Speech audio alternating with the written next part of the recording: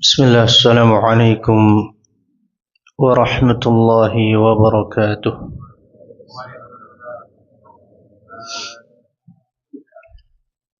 Alhamdulillahi rabbil alamin.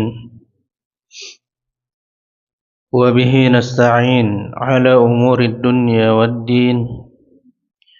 Wassalatu wassalamu ala rasulillahil amin nabiyina Muhammadin wa ala alihi wa ashabihi ajma'in wa man tabi'ahum bi ihsanin ila yaumiddin, amma ba'd. Ma'asyiral muslimin wal muslimat, hadirin dan hadirat yang dimuliakan Allah Subhanahu wa taala. Alhamdulillah, tidak pernah kita melupakan dari lisan kita untuk senantiasa memuji Allah Subhanahu wa taala, karena hanya kepadanya lah kita memuja dan memuji atas limpahan nikmat yang telah Allah berikan kepada kita, yang mana kita masih diberikan kesempatan oleh Allah Subhanahu wa taala untuk terus memperbanyak bekal untuk akhirat kita, untuk kampung halaman kita yang kekal dan abadi, yang mana tidak ada kehidupan setelahnya. Oleh karenanya, selagi masih diberikan kesempatan oleh Allah Subhanahu wa taala, hendaknya kita gunakan dengan sebaik mungkin. Baru saja kita mendengar kabar salah satu saudara kita yang sudah mendahului kita, maka kita ucapkan inna lillahi wa inna ilaihi raji'un. Semoga Allah Subhanahu wa taala menerima amal ibadah kita semua. Jamaah kaum muslimin, kaum muslimat yang dimuliakan Allah Subhanahu wa taala. Ada iklan sebentar.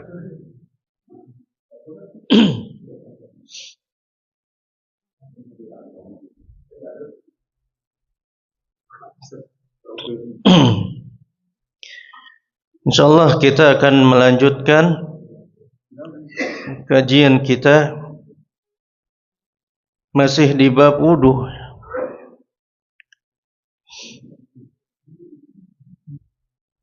Sebetulnya bisa kita percepat, namun khawatir kalau kita percepat itu poin yang penting itu tidak bisa kita jelaskan secara rinci. Karena insyaallah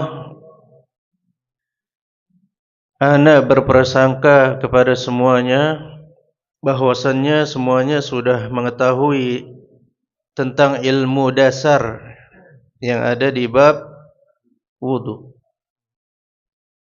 atau ibadah yang lainnya seperti salat, puasa, zakat, haji.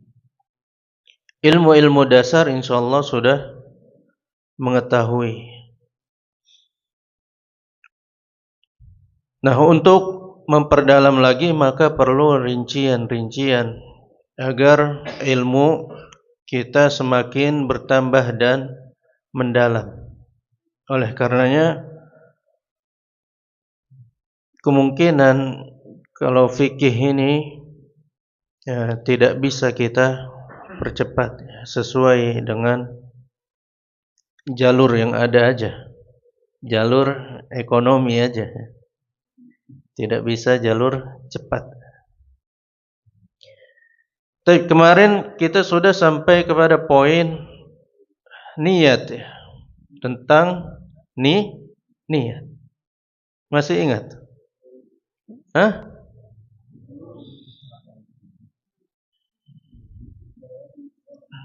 Udah berapa periode? Kajian setiap Ahad. Apa ada lagi? Setiap Ahad. Nah, berarti udah 3 periode. Sekarang periode 4. Jadi lupa.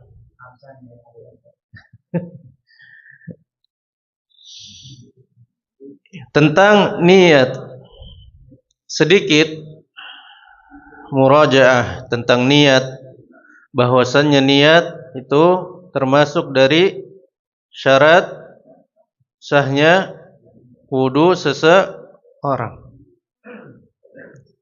Walaupun ada beberapa ulama yang mengatakan bahwasannya niat ini bukan termasuk syarat, karena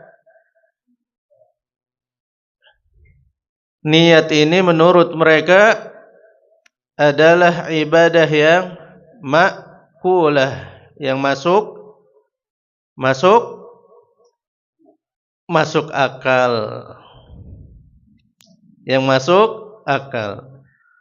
Yang masuk akal contohnya kalau lapar orang akan makan otomatis.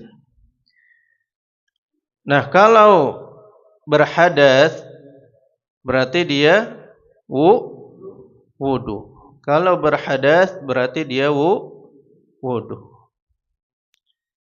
Nah, ini yang menunjukkan bahwasannya mereka mengatakan niat itu bukan syarat. Niat itu bukan syarat wudu, ya. Bukan syarat wudu, bukan syarat wudu. Karena ibadah yang masuk akal. Tapi kita katakan mungkin masuk akal di satu sisi, tapi di sisi lain tidak masuk akal. Karena contohnya seseorang buang angin, tapi yang dibasuh bukan tempat keluar anginnya, tapi yang dibasuh muka, tangan, dan yang lainnya. Nah, ini tidak masuk akal. Kemudian memiliki urutan. Tidak dari kaki, kemudian tangan, kemudian kepala.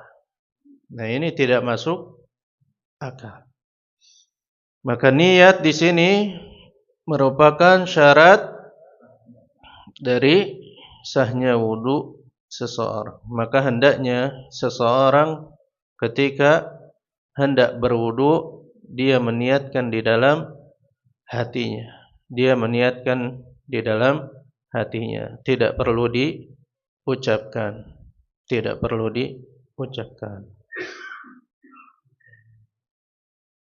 Taib, yang kedua.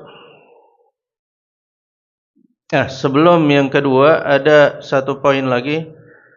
Ketika seseorang mendapatkan hadas yang berurutan, contohnya dia buang air kecil, kemudian buang air besar, kemudian buang angin. Apakah wudunya 3 kali ataukah cukup 1 kali? Berapa kali? Ya, cukup 1 kali. Cukup 1 kali. Dan diniatkan untuk mengangkat hadas. Karena di sini, di dalam niat ini, para ulama itu membagi beberapa tujuan dari wudu. Ada yang berwudu itu untuk melaksanakan kewajiban seperti salat. Ada yang bertujuan untuk menjalankan ibadah sunnah, salat sunnah. Dan ada juga yang bertujuan untuk mengangkat hadas.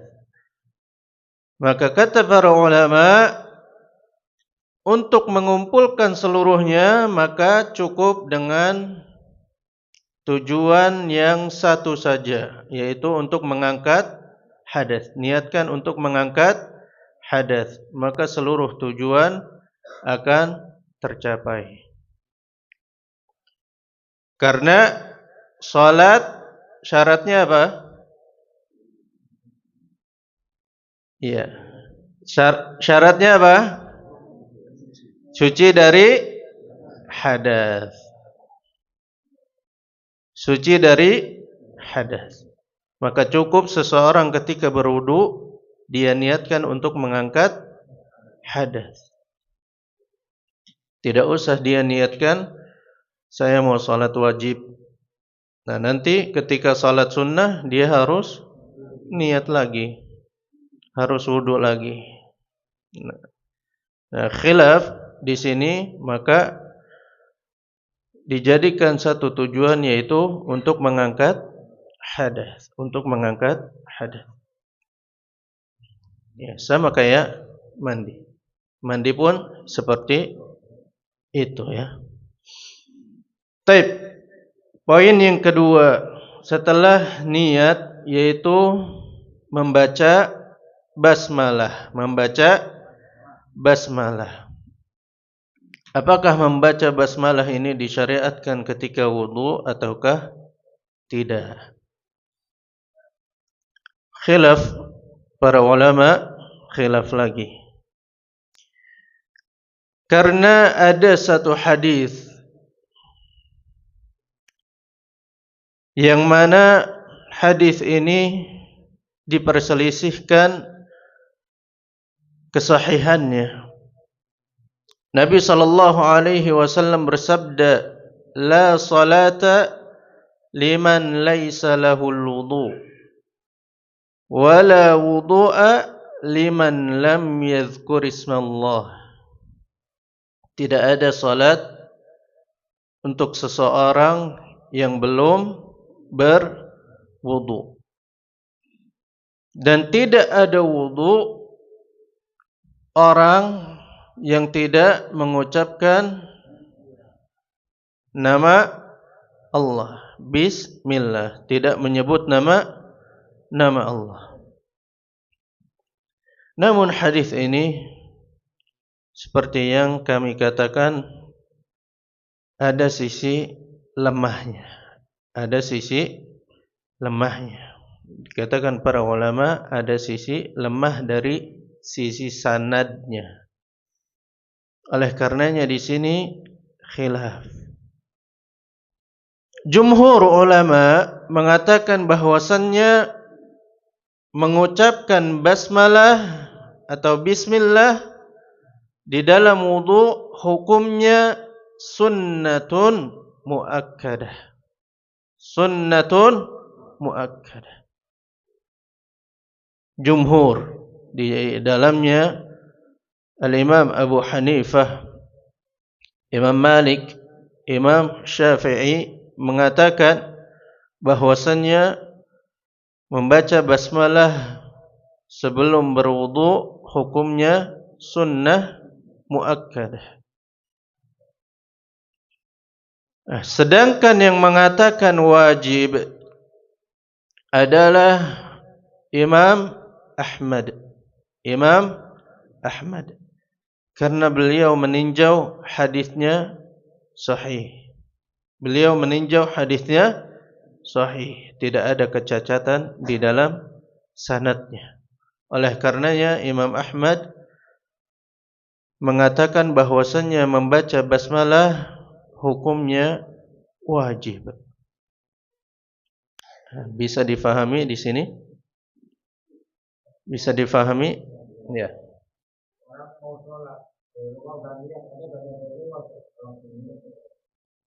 Ya, tidak masalah. Dari rumah sudah niat, tinggal takbir.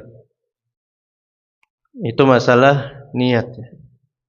Tidak ada masalah, boleh niat dari rumah. Yang menjadi masalah niat dari rumah sholat, ketemu temannya nongkrong. Ini masalah. Dia harus niat kembali, ngopi dulu, nongkrong dulu. Nah, ini masalah.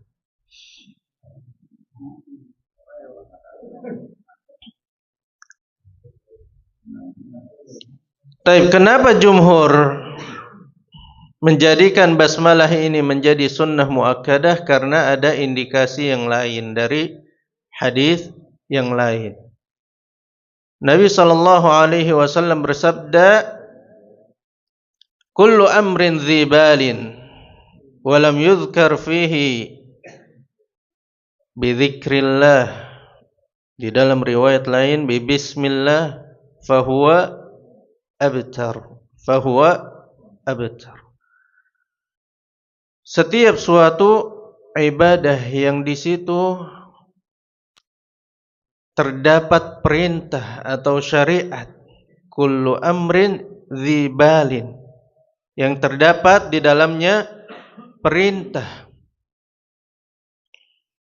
kemudian tidak didahului dengan membaca basmalah, maka amalan tersebut tertolak. Maka amalan tersebut tertolak. Namun hadis ini pula terdapat kelemahan. Namun karena banyaknya riwayat, mereka menganggap hadis-hadis yang menunjukkan sesuatu dimulai dengan basmalah menjadi hasan li ghairihi. Tadinya dhaif. Nah, ini membahas tentang hadis sedikit ya. Jadi kalau hadis yang dhaif itu ada yang menunjukkan hadis yang lain tentang hal tersebut, kemudian banyak jalannya, maka bisa diangkat menjadi hasan li ghairihi. Tapi belum menjadi hasan li dzatihi, karena tingkatannya ada dua. Hasan li ghairihi, kemudian baru naik hasan li dzatihi. Baru naik ke sahih li ghairihi, baru sahih li dzatihi. Seperti itu tingkatan hadis. Nah, karena hadis yang dhaif ini banyak jalur riwayatnya dan ada hadis yang lain yang menguatkan, maka bisa terangkat menjadi hasan li ghairihi. Hasan li ghairihi. Oleh karenanya jumhur ulama mengatakan bahwasannya membaca basmalah menjadi sunnah muakkadah. Sunnah muakkadah. Jadi membaca basmalah disunnahkan. Bahkan Syekh bin Baz rahimahullahu taala mengatakan, seseorang yang mengetahui dirinya belum membaca basmalah ketika wudu, ingat, yang mengetahui, bukan karena dia lupa atau dia tidak ingat. Dia tahu dirinya itu belum membaca basmalah, hendaknya dia mengulangi wudunya. Khurujan minal khilaf, agar dia keluar dari khilaf para ulama. Dia lebih aman kalau dia mengucap basmalah. Ini dalam kondisi ketika dia tak tahu, kalau dia belum membaca basmalah. Tapi kalau dia misalkan lupa atau enggak tahu, ragu, ya kalau ragu ucapkan aja. Ragu ucapkan. Tapi kalau dia udah selesai baca basmalah enggak ya? Kalau lupa enggak usah. Kalau sudah lupa, sudah selesai, tidak usah. Tapi kalau dia tahu dia lagi wudu, enggak mau baca basmalah, disengaja misalkan, dia harus mengulang.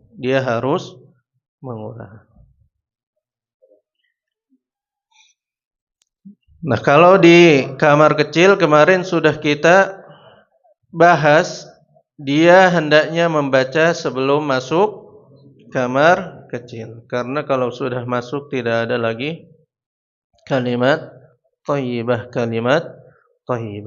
istighfar di kamar mandi. Enggak boleh. Karena tidak memuliakan Allah Subhanahu wa taala. Jadi kalau di kamar mandi hendaknya dia mengucapkan sebelum masuk kamar mandi. Nah, ini poin yang kedua tentang basmalah. Ada yang ditanyakan untuk basmalah? Insyaallah bisa difahami. Insyaallah ya. Poin yang ketiga yaitu tentang mencuci kedua telapak tangan. Mencuci kedua telapak tangan.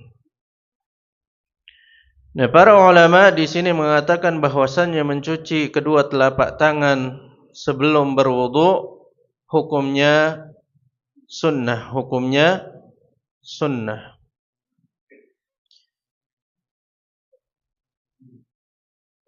Tidak menjadi wajib. Yang menjadi wajib ketika dia mencuci tangan yang kedua.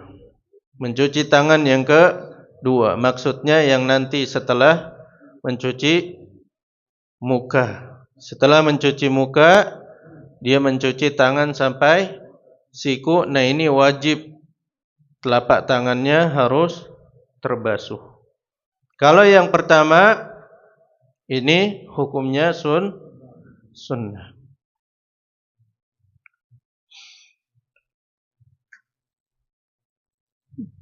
Poin yang selanjutnya yaitu tentang rukun wudu. Tentang rukun wudu. Karena ini sudah masuk ke pembahasan membasuh muka. Nah, ini sudah sampai pembahasan membasuh muka. Jadi kita sudah masuk kepada rukun wudu. Apa itu rukun? Kemarin syarat apa? Syarat wudu. Apa yang dimaksud dengan syarat? Ma yalzam min wujudihil wujud wala yalzam min adamihil adam wala adamun li dzatihi. Nah, kalau rukun ma yalzam min wujudihil wujud wa min adamihil adam wa adamun li dzatihi. Hampir sama. Bedanya di yang kedua. Kalau syarat la yalzam min adamihil adam. Kalau syarat dia tidak wajib, kalau syaratnya itu enggak ada, dia tidak melakukan suatu yang wajib. Nah, ini masih paham enggak? Hah? Susah. Oke. Yang penting syarat kemarin udah paham ya. Sekarang rukun. Nah, rukun itu adalah sesuatu yang wajib adanya dia untuk melakukan suatu kewajiban. Dan kalau tidak ada dia, maka tidak ada yang wajib. Contoh ruku. Contoh ruku. Ruku ini termasuk dari rukun salat. Kenapa dia termasuk rukun salat? Karena kalau ada ruku, ada salat. Salatnya sah. Kalau enggak ada ruku, enggak ada salat. Salatnya tidak sah. Bisa difahami?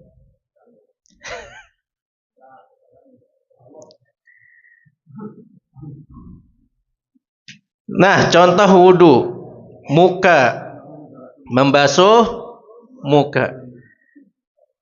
Kalau membasuh muka ada, dibasuh mukanya, maka dia wudunya sah.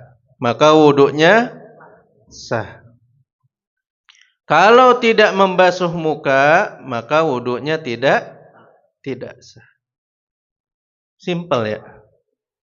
Enggak seperti syarat sebetulnya.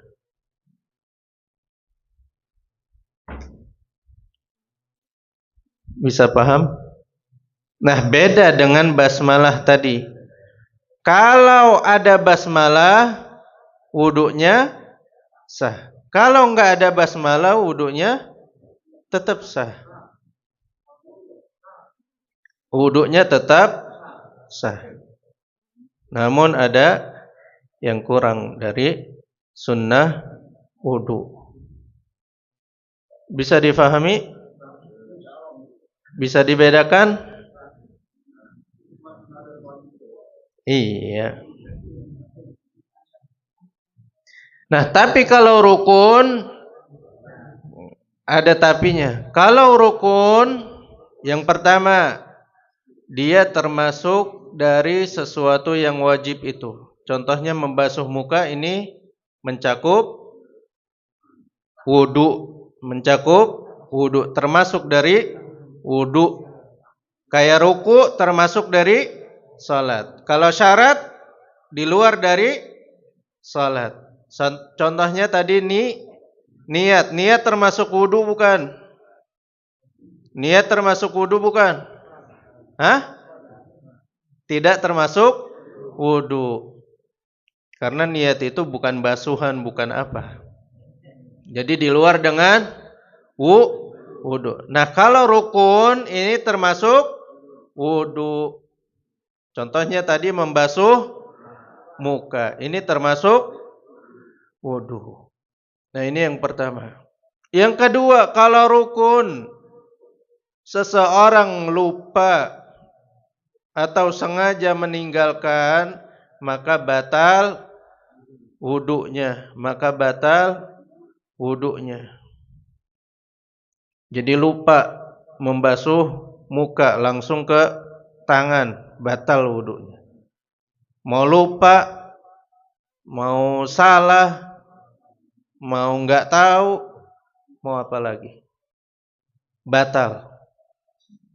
Tidak sah. Kalau rukun. Beda dengan tadi wajib atau sunnah. Kalau wajib lupa tidak batal. Kalau wajib lupa tidak batal. Contohnya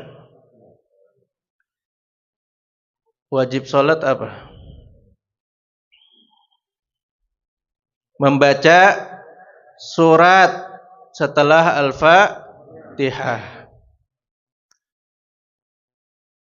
Waladdallin. Langsung takbir. Lupa karena dia kira itu rakaat ketiga misalkan. Ternyata baru rakaat 2. Yang mana harus ada surat yang dia baca. Langsung takbir. Ini tidak batal sholatnya. Karena dia wajib. Tapi kalau sengaja, biar cepat, batal.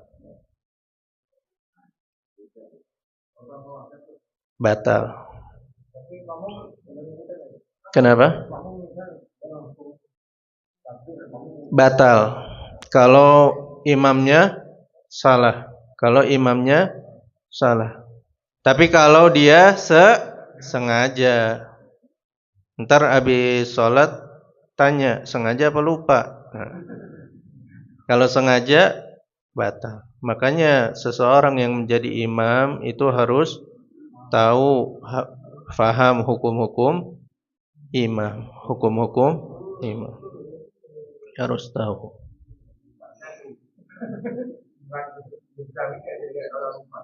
Ya, kalau lupa sujud sahwi. Tapi kalau sengaja batal. pengen buru-buru, sengaja, batal. Ini sesuatu yang wajib. Kalau lupa, lanjutkan tadi sujud sahwi. Tapi kalau sengaja, maka dia batal. Faham? Bisa difahami? Tapi kalau rukun, baik lupa maupun apa, dia batal. Bedakan rukun dengan wajib. Ya.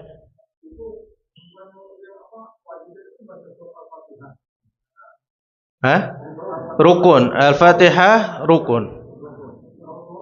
Surat wajib. Tadi tergantung lupa atau sengaja. Contoh.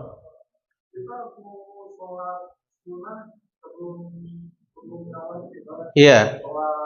Ya qobliyah, iya. Iya. Iya. Iya. Batal. Kalau sengaja batal.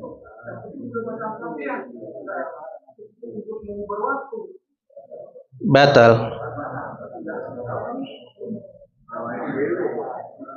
Kalau Al-Fatihah batal, lupa maupun sengaja.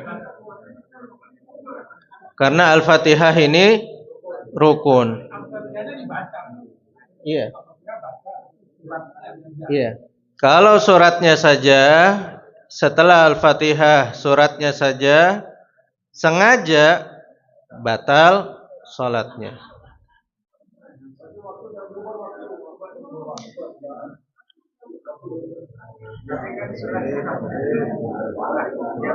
Iya, batal salat sunnahnya. Karena tadi sengaja. Karena sengaja.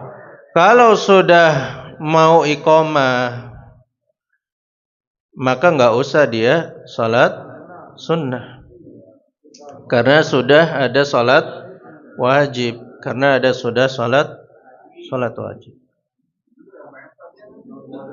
Atau yang muadzinnya dia mau menunggu yang sedang salat sunnah. Tapi kalau tidak mau menunggu, misalnya muadzinnya juga kebelet juga, ya sudah, dibatalkan saja. Salatnya dibatalkan. Ya. Karena orang tetap melaksanakan salat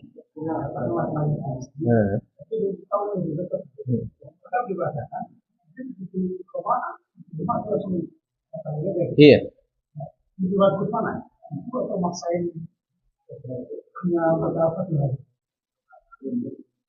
Dia nggak ada yang bagus. Kalau kita sudah selesai, begitu iqamah, kita batalkan katanya sudah dicatat pahala. Iya, betul. Pahala itu mungkin dia sudah dapatkan. Makanya jangan dia mengurangi kewajiban dari salat. Contohnya tadi tidak membaca surat dengan sengaja. Nah, ini malah tidak baik. Malah tidak baik. Karena itu wajib. Tinggal dia batalkan saja, tidak ada masalah di situ. Dia batalkan saja. Kalau sudah iqamah, misalkan dia masih salat, dia batalkan. Kalau yang baik itu dia datang lebih awal. Ini yang tepat. Kalau dia mepet, kemudian dia memaksakan, ya sudah, apa yang didapatkan itulah hasil dari usaha dia. Nah, betul dapat pahala. Nah, Nah,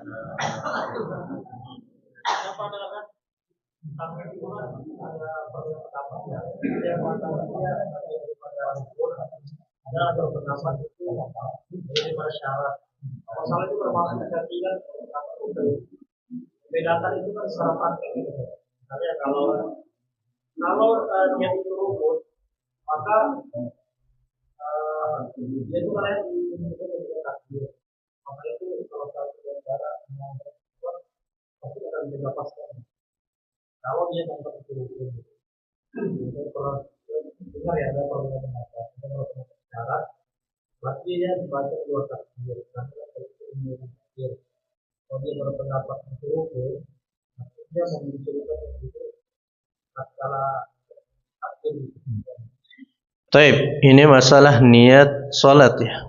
Ini belum sampai kita pada niat salat karena yang kita bahas niat wudu. Belum sampai ke salat. Yang salat itu hanya selingan untuk mencontohkan ya, mencontohkan antara syarat dan rukun. Adapun niat di dalam salat nanti beda lagi, ada pembahasannya khusus ya. Ya karena tadi betul niat itu di dalam satu ibadah berbeda-beda. Kalau di dalam wudu ini syarat wudu, bukan rukun wudu. Karena niat tidak termasuk wudu. Niat tidak termasuk wudu. Dan ini juga pendapat Imam Syafi'i. Yang berbeda pendapat hanyalah Imam Abi Hanifah. Baik, untuk niat salat nanti insyaallah kita bahas ya. Untuk niat salat.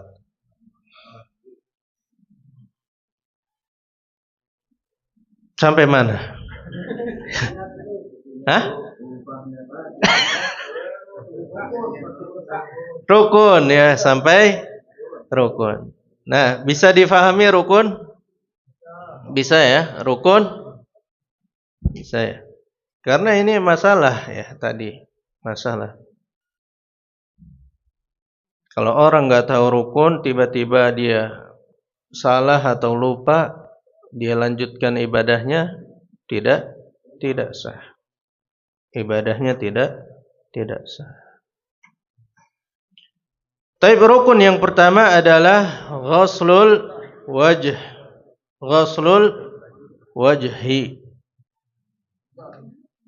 Mencuci muka. Baik. Perhatikan baik-baik. Mencuci muka ini ada batasannya. Muka ada batasannya. Karena masih banyak baik yang muda yang tua ini tidak tahu batasan muka. Tidak tahu batasan muka. Batasan apa namanya? Vertikal apa horizontal ini? Vertikal. Nah, batas rambut sampai dengan dagu.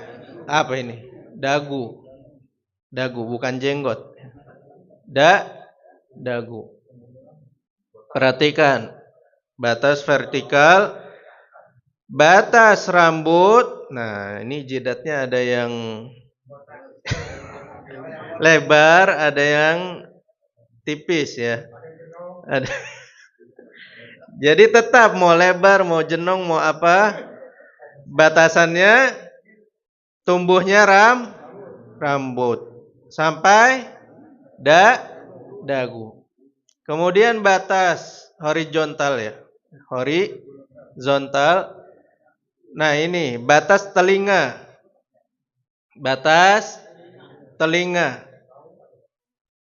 Nah, ini semua adalah muka, rambut, batasnya sampai dagu. Nah, ini harus terbasuh semuanya. Jangan cuman jenongnya aja. Jangan cuma jenongnya aja. Enggak sah. Ini rukun soalnya. Maka ketika membasuh muka harus melebar semua. Diratain. Ini basuhan pertama jangan sampai lepas. Jangan sampai lepas. Contohnya udah basuhan kedua sini, basuhan ketiga sini. Enggak. Basuhan pertama sampai ketiga semuanya harus nempel semuanya. Rata. Semua benar-benar digosok. Basuhan pertama. Kemudian basuhan kedua. Semua harus digosok. Sela-sela hidung hati-hati jangan sampai lupa. Jenggot di sela-sela. Kalau yang tipis ya cukup dengan sedikit basuhan. Tapi kalau yang tebal, khawatir dagunya tidak masuk air di sela-sela. Bukan jenggotnya ya. Bukan masalah jenggotnya. Tadi batasan ini dagu. Khawatirnya tidak masuk air. Makanya kalau ada brewok yang sampai leher, nah ini nggak usah dibasuh. Ini nggak perlu dibasuh. Karena batasannya sampai dagu. Nggak usah sampai leher. Misalkan sampai leher. Nah, basah semua ya. Nah ini batasan muka.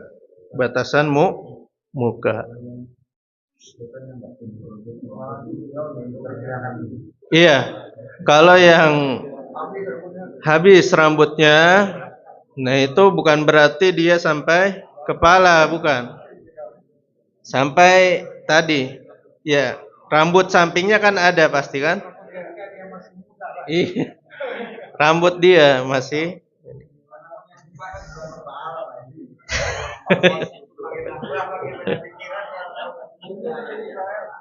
ya, tidak usah sampai yang botak ke belakang. Nanti itu apa namanya? Wilayah kepala ya. Itu wilayah.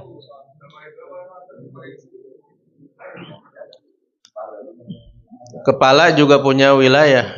Bukan orang aja punya wilayah. Nanti kepalanya marah.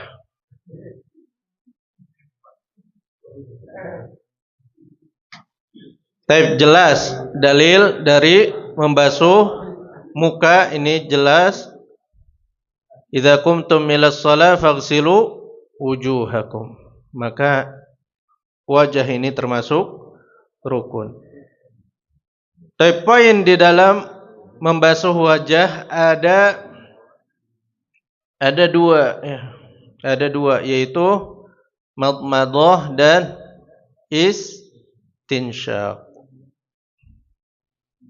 Madmadah dan istinsyaq. Madmadah apa kemarin? Apa madmadah? Hah? Kumur. Madmadah kumur. Istinsyaq masukkan air ke dalam hidung, mengeluarkan istinsyaq.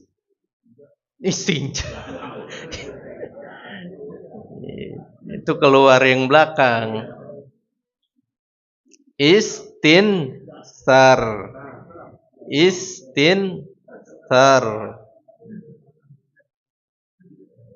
Jangan dilupakan ini istilah.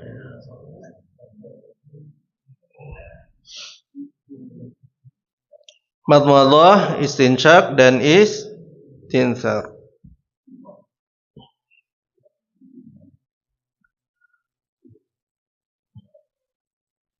Tapi ketiga-tiganya ini termasuk wajib yang basuh.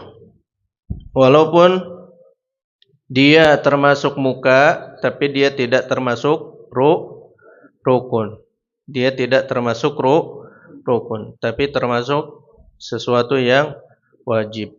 Termasuk sesuatu yang wajib. Madmadah, istinsyak dan istinthar. Makanya seseorang harus melakukan hal tersebut ketika dia wudu, jangan ditinggalkan. Kalau ditinggalkan secara sengaja batal wudunya, batal wudunya.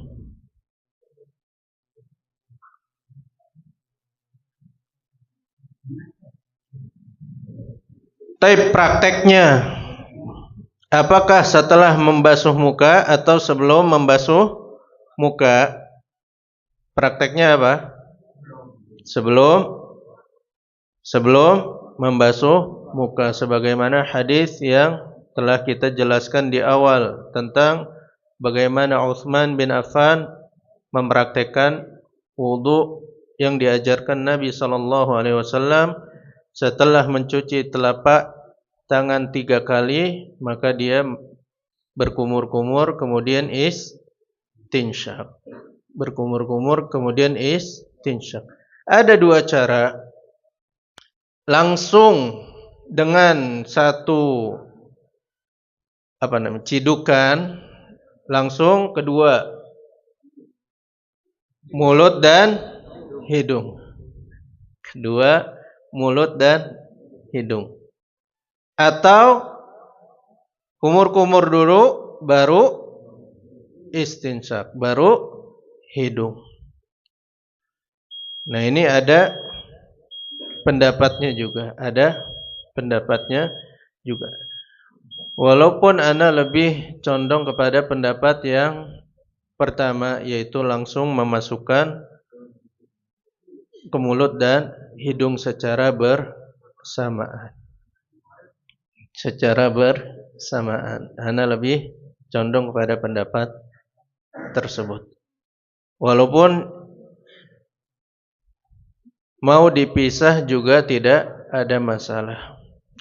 Kalau dipisah juga tidak ada masalah. Yang bermasalah tidak melakukannya.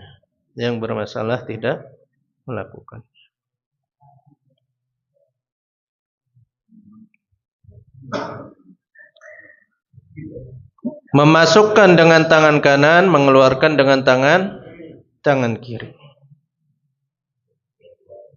Nah, banyak hadis tentang madmadah dan istinsyak.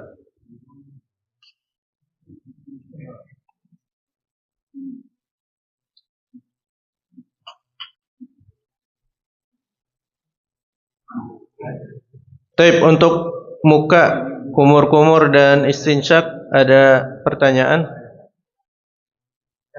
Nah.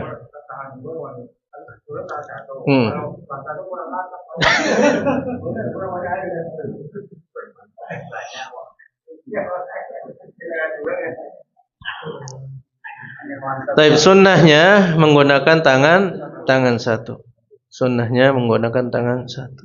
Mantapnya ibadah itu sesuai dengan keinginan kita atau contoh? Itu lebih mantap itu. Padahal memang kita kayaknya lebih mantap guyur ya. Tapi lebih mantap yang tangan satu sebetulnya. Ini lebih mantap karena sunnahnya tangan satu. Iya, pelan-pelan ya. Wudu itu pelan-pelan. Jangan kayak bocahan.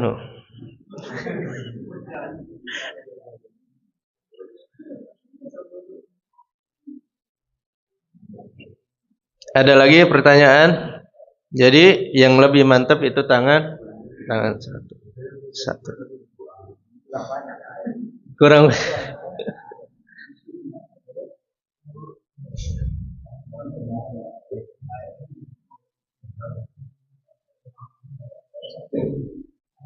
Cukup? Cukup apa?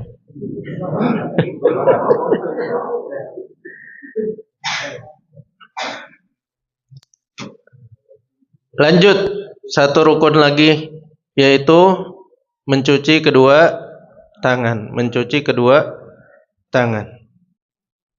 Allah Subhanahu wa taala berfirman, "Faghsilu wujuhakum wa aydiyakum ilal marafiq." Mencuci tangan sampai ke siku. Nah, ini rukun yang kedua yang wajib seseorang basuh. Yang wajib seseorang basuh. Nah, mencuci tangan ini dari ujung kuku sampai kepada siku. Dari ujung kuku sampai kepada siku.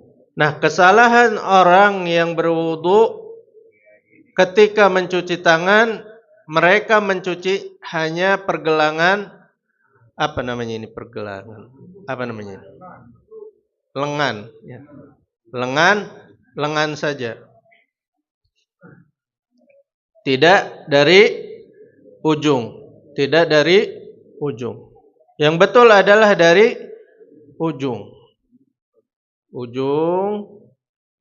Nah, yang bawah ini harus benar-benar terbasuh. Kemudian baru ke apa namanya ini? Perut, apa namanya? Dalam, ya. Jadi luar dulu, baru ke dalam. Baru ke dalam. Sebanyak 3 kali. Kanan kiri atau kanan dulu 3 kali atau kiri dulu 3 kali.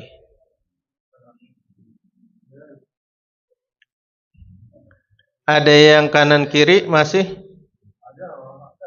Enggak ada sini ya? Enggak ada ya? Mudah-mudahan enggak ada.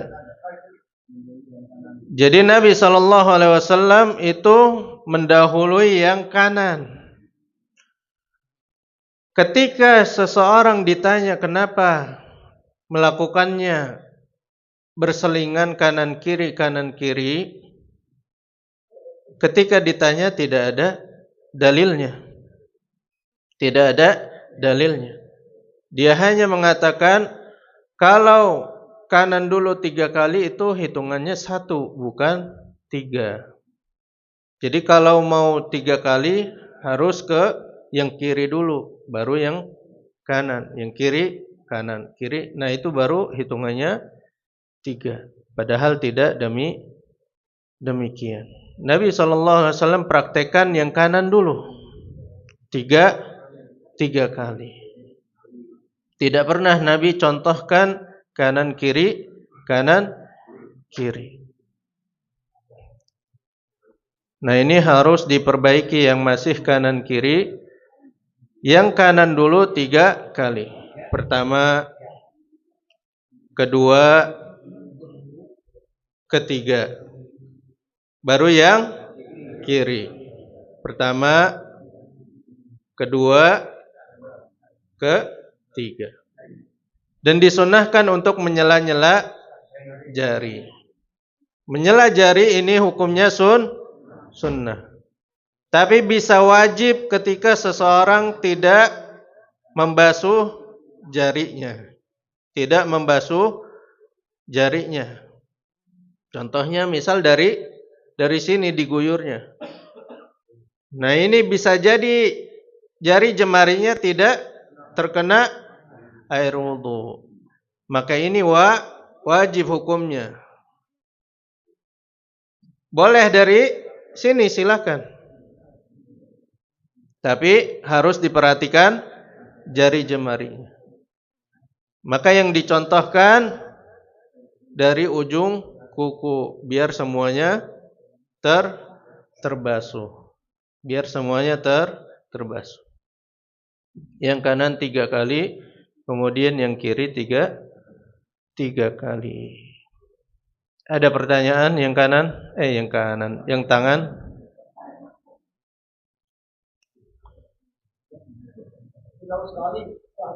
Sekali itu sah, karena wajibnya 1 kali. Setiap wudu, basuhan yang pertama itu yang wajib. Yang wajib, bukan yang kanan. Basuhan pertama itu yang wajib. Basuhan kedua dan ketiga sunnah. Maka kalau orang hanya mendapatkan air yang sedikit, cukup baginya 1 kali basuhan. Kasih yang lainnya kalau sedang susah air. Tapi kalau banyak air, hendaknya dia menjalankan sunnah dengan basuhan 3 kali. Jadi yang wajib itu satu kali. Ada pertanyaan? Cukup? Udah capek? Hah? Cukup. Ibu-ibu ada pertanyaan?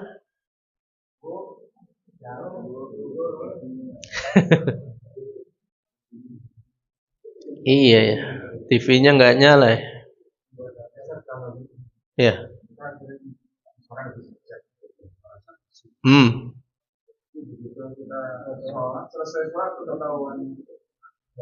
Nggak ada masalah. Tidak ada. Nggak harus. Karena ketidaksengajaan. Tapi untuk unsur cat ini sebetulnya dia menyerap air atau enggak? Cat. Hah? Enggak nyerap air dia. Ya berarti wajib dihilangkan. Ya kalau cat itu tidak menyerap air, wajib dihilangkan. Pakai thinner atau minyak apa? Bensin. Kalau minyak tanah sekarang langka. Dulu minyak tanah, sekarang bensin. Tapi kalau setelah melakukan itu baru ketahuan ada cat, tidak ada masalah. Tidak sengaja. Sekalipun waktunya masih ada, tidak ada masalah.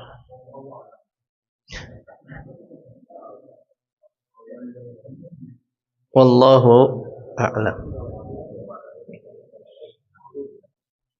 Nah, bagaimana kalau tato?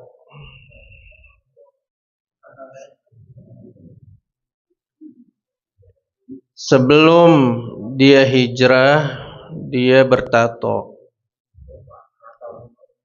Nah, ketika dia berhijrah, apakah wajib dihilangkan ataukah tidak?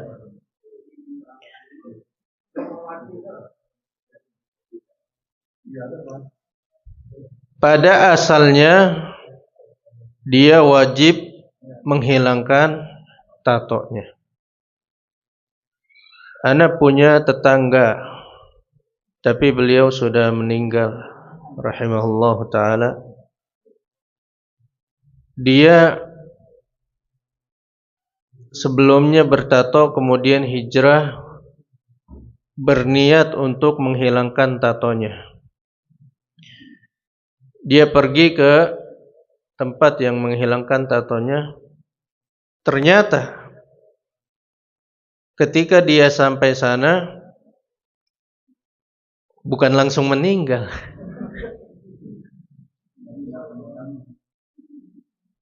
Beberapa bagian yang dia hilangkan dari tatonya itu ternyata susah.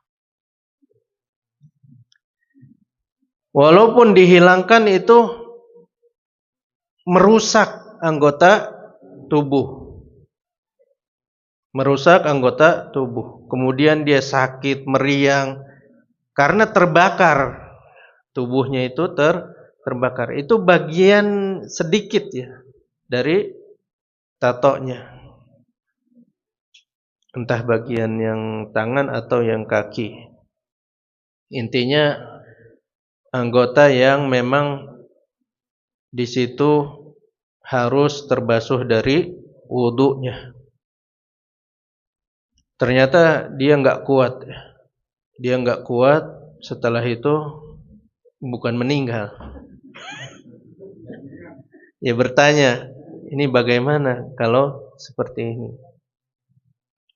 Ya mudah-mudahan Allah mengampuni antum, dan antum sudah berusaha untuk menghilangkan, dan Allah memiliki kemudahan, mudah-mudahan diterima ibadah antum dengan wudu menggunakan tato tersebut. Karena memang tato ini tidak seperti cat tadi, dengan minyak itu bisa hilang.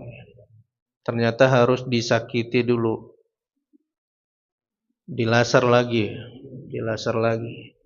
Nah ini kalau tato, wallahu ta'ala a'lam, pada asalnya memang wajib, tapi kalau benar-benar tidak bisa dihilangkan, ya semoga Allah memberikan kemudahan. Allah ta'ala a'lam. Tapi kalau cat yang bisa dihilangkan, maka hendaknya dihilangkan. Cat, kemudian apa namanya? Oli, oli, kutek, apa namanya? Kuku ya. Nah ini tidak menyerap ke kukunya ya. Maka harus dihilangkan. Tapi katanya ada bahan apa namanya, kutek kuku itu yang bisa menyerap air. Kayak hiena ya. Hiena itu yang biasa wanita pakai. Nah itu katanya menyerap air, maka tidak masalah. Allah ta'ala a'lam. Baik, tidak ada pertanyaan lagi? Assalamualaikum warahmatullahi wabarakatuh.